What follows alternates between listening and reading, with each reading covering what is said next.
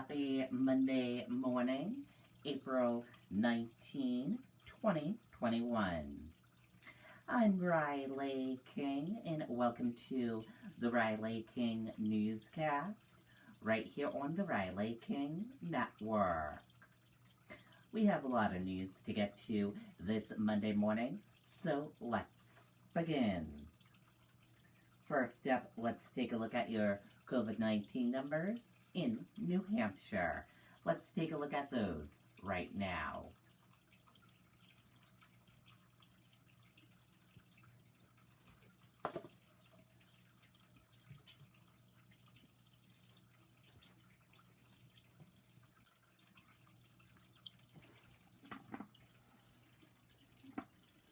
And here is a look at those COVID-19 numbers for all of you in New Hampshire. There are 91,586 number of people in New Hampshire have tested positive for COVID-19. There are 1,270 number of deaths from COVID-19 in New Hampshire.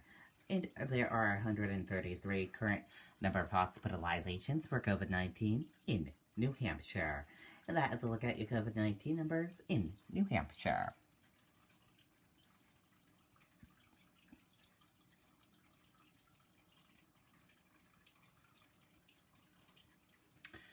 Johnson & Johnson vaccine could make a return by Friday, Dr. Fauci says. Let's take a listen to that video from WMUR News 9. For the easy and the complex, the small stuff and the big, we're here with the affordable local loans, easy to manage accounts, and financial advice to help you blaze a trail, figure stuff out, and make your money go farther. We're Granite State Credit Union. Live bold.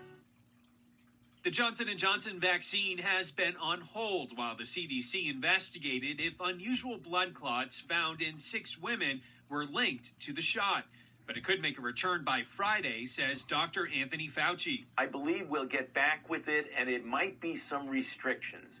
Not sure what that will be, whether they'll be age or sex, or whether they'll just come back with a warning of some sort. It can't come soon enough. Dr. Martha Wassel is the director of infection prevention for Wentworth Douglas Hospital in Dover. She was part of a recent call with the CDC that highlighted the organization's analysis of the vaccine.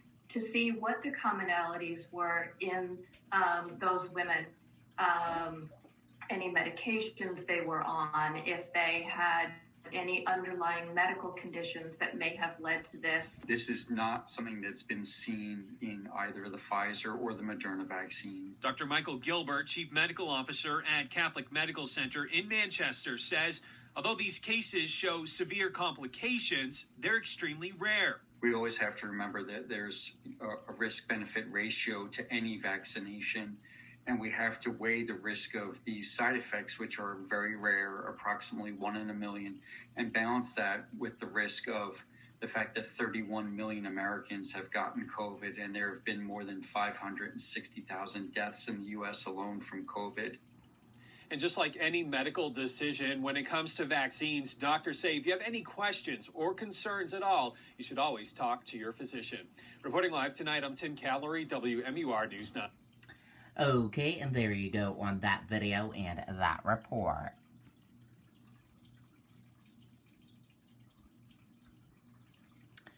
Police search for Manchester man after alleged social media threat. UMaine investigating. Let's take a listen to that video from WMUR News 9. For the easy and the complex, the small stuff and the big, we're here with the affordable local loans, easy to manage accounts, and financial advice to help you blaze a trail, figure stuff out, and make your money go farther. We're Granite State Credit Union. Live bold. Well, Mike, authorities in Maine are releasing very few details about what exactly this threat involves, but UMaine police are asking for the public's help to track down Afshin Zarikian. Now, as you mentioned, he is from Manchester. Local and state police in Maine and New Hampshire, along with federal law enforcement agencies, are all part of this search for Zarikian. UMaine police say they want to speak with the 20-year-old about a social media threat. Officials at the university say there's no indication that he is in that area, but they are taking extra precautions in case he were to arrive at campus, including extra police patrols. Now, the University of New Hampshire Police Department is also assisting UMaine Police. Officials there say UNH was mentioned in a post, but tonight they are stressing no threat was made to UNH. Our colleagues at the University of Maine Police Department are on alert, and our department is assisting them in any way that they need to make sure that they're provided as much information as we know or we come across to maybe stop this individual from going to Maine. Again, UMaine Police are looking for 20-year-old Afshin Zarikian of Manchester. He was last seen driving a green BMW with New Hampshire license plate RICCH. Anyone with information on his whereabouts is asked to contact UMaine Police. Reporting live, I'm Tim Callery, WMUR News Now. Okay, and there you go on that video and that report.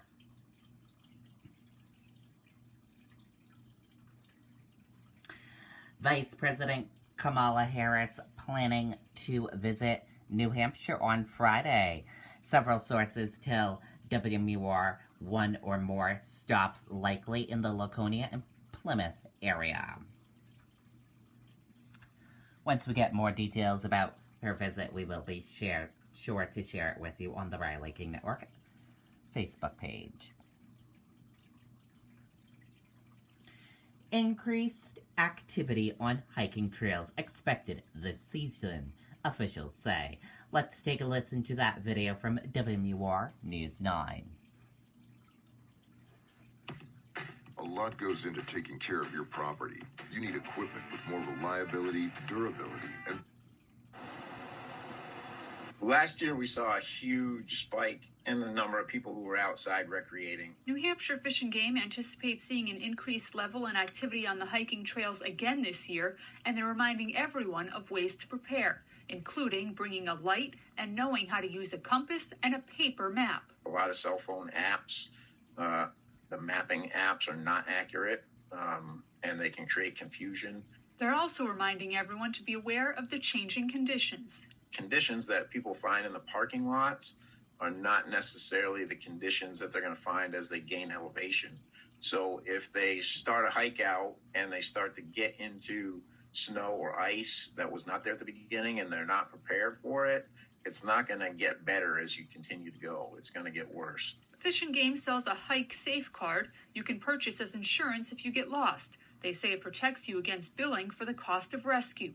They say last year calls for service jumped from an average of 190 to 240, and many were asking for directions. Those went way up, and that was a simple function of the fact that there were a lot of people out there who were trying things for the first time.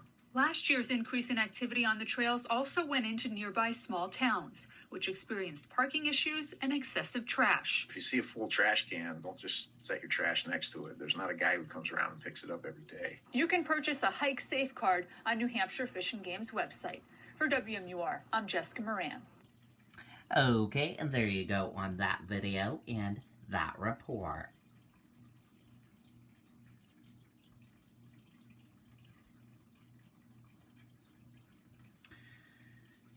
15-year-old girl dies after East Kingston crash on Friday. Let's take a listen to the video from WMUR. Summit Packaging Systems is hiring for all shifts. Summit knows stability, security, and growth are extremely valuable. You'll develop skills to succeed and earn steady income and benefits. Apply online at summitpackagingsystems.com/careers today. State police say a 15-year-old girl seriously injured in a crash in East Kingston Friday has died at Boston Children's Hospital. She was the passenger in a car involved in a crash with a truck on North Road. The 17-year-old driver of the car she was in was taken to Exeter Hospital with serious injuries. The driver of the truck involved was released from the hospital. State police say snowy roads are partially to blame for the crash. Okay, and there you go on that video and that report.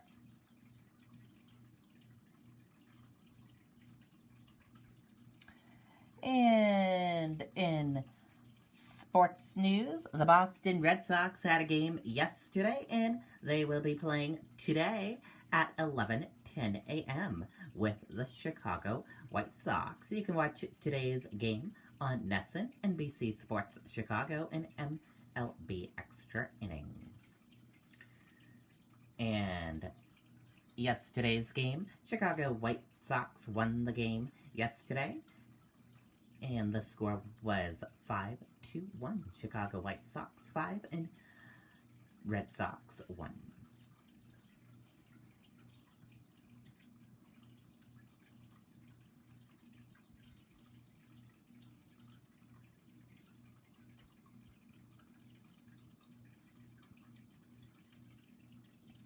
Derek Chauvin trial set for closing arguments. Let's take a listen to that video from ABC News. We begin tonight with a nation on edge as the fate of Derek Chauvin is about to be in the hands of the jury after 3 weeks of a trial that has gripped the country. Nearly 1 year ago, George Floyd's death renewed difficult conversations about race and policing in America.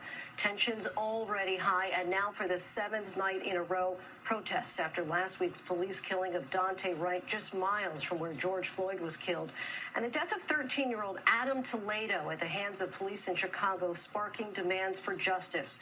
The National Guard is on alert in Minneapolis as that city, as well as others across the country, brace for a verdict. This is a live look at George Floyd Square, where crowds are once again gathering. The former officer has pleaded not guilty to murder and manslaughter charges after kneeling on Floyd's neck for 9 minutes and 29 seconds. Today, the attorney for Floyd's family saying he prays for a conviction. ABC's Elwyn Lopez starts us off tonight from Minneapolis. Tonight, tensions high across the country as the murder trial of Derek Chauvin comes to a close. Protesters already taken to the streets demanding justice in the recent police killings of Dante Wright and Adam Toledo. Now the Twin Cities bracing for a verdict here. Thousands of National Guardsmen coming in to assist local authorities, and schools in Minneapolis moving to remote learning for part of this week. After 3 weeks of testimony, the trial is coming to an end with closing arguments on Monday. And members of the jury, the evidence is now complete for this case.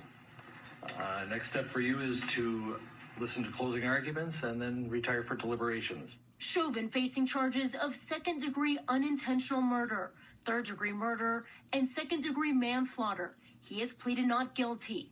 The former officer opting not to take the stand. Have you made a decision today whether you intend to testify or whether you intend to invoke your Fifth Amendment privilege? I will invoke my Fifth Amendment privilege today. Throughout the trial, the defense arguing drug use and an underlying heart condition led to George Floyd's death, while the prosecution says it was the 9 minutes and 29 seconds in which Chauvin pinned him to the ground, wedging his knee onto Floyd's neck. Remember that all the defense has to present is reasonable doubt. They don't have to prove that it occurred a certain way. In fact, their own expert in this case says it's uncertain as to what the cause of death is. Nearly a year after his death sparked nationwide protests, now Floyd's family is hoping the verdict leads to change. The outcome that we pray for in Derek Chauvin is for him to be held criminally liable for killing George Floyd, because we believe that could be a precedence of finally making America live up to its promise of liberty and justice for all. And Elwyn Lopez joins us now from Minneapolis. Elwyn, what do we know about how soon the jury could begin deliberating? Yeah, the decision will soon be in the jury's hands. They will be sequestered after closing arguments on Monday. The judge telling them to consider how much to pack for that. He said, if I were you, I would plan for long and hope for short. Lindsay. Alwyn, our thanks to you. I'll join David Muir as he leads our live coverage of closing arguments in the Derek Chauvin murder trial beginning tomorrow morning at 10 Eastern right here on ABC. Hi, everyone. George Stephanopoulos here. Thanks for checking out the ABC. Okay, and there you go on that video and that report. That does it for this edition of the Riley King Newscast, right here on the Riley King Network. Thank you for joining us for this Monday edition of the Riley King Newscast. I hope you all have a wonderful day and see you back here tomorrow for another newscast. I'll have News Report coming up in a little bit. Goodbye, everyone.